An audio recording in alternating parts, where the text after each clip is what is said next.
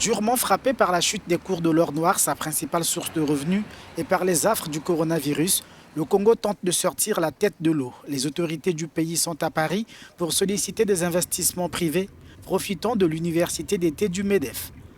Initiative qui a remis au goût du jour la francophonie économique.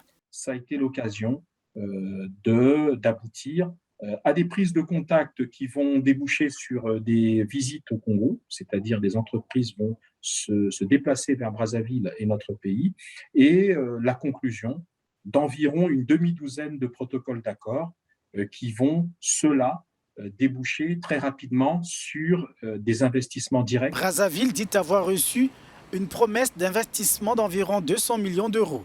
Mais pour vendre sa destination, le pays est attendu sur le terrain des réformes. Il y a la refonte de la loi sur la lutte contre la corruption. C'est un texte important qui va être introduit prochainement dans le processus décisionnel et qui va nous permettre, parce que ce texte a été vu et revu avec les experts du Fonds monétaire international et a pris en compte les éléments objectifs et standards que cette importante institution estime comme nécessaire dans ce type de texte. Et ce texte sera bientôt adopté par les autorités compétentes. Mais le Congo est attendu sur deux dossiers, la conclusion d'un accord avec le FMI et la gestion de sa dette jugée insoutenable. Les autorités françaises ont marqué leur disponibilité, notamment le ministre de l'économie, des finances et de la relance, M. Bruno Le Maire, d'accompagner le Congo à deux niveaux.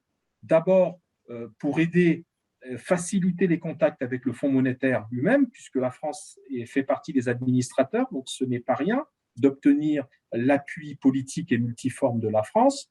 Et deux, de nous accompagner dans ce processus de gestion de la dette avec les pétroliers, les traders. Nous avons trois créanciers dits traders. Il y a Orion Oil, Glencore et Trafigura. Au moment où nous parlons, 2 sur 3 de ces créanciers ont déjà conclu des accords avec l'État. La dette congolaise représente 110% de son produit intérieur brut.